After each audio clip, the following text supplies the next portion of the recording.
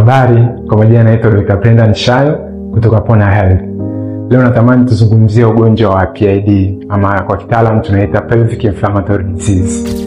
PID ni ugonjwa ambao unatokana na maambukizi ya bakteria kwenye via vya uzazi vya mwanamke. Na bakteria hawa wako aina tofauti tofauti. Ugonjwa huu wa PID ni janga kubwa sana kwa wanawake kwa siku hizi, na pia una dalili mbalimbali ikiwemo kupata maumivu ya tumbo chini ya kitovu, kutokwa na uchafu usio wa kawaida kwenye via vya uzazi vya mwanamke, kupata homa pamoja na dalili nyingine tofauti tofauti.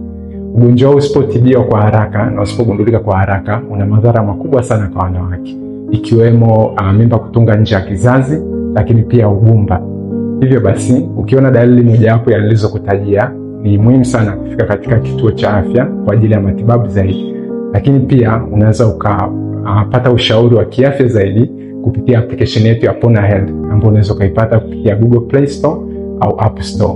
Lakini pia unaweza ukapiga simu namba 0655827755 kwa ajili ya kuzungumza na daktari na kupata ushauri wa kiafya zaidi. Pona Health, huduma ya afya wakati wote.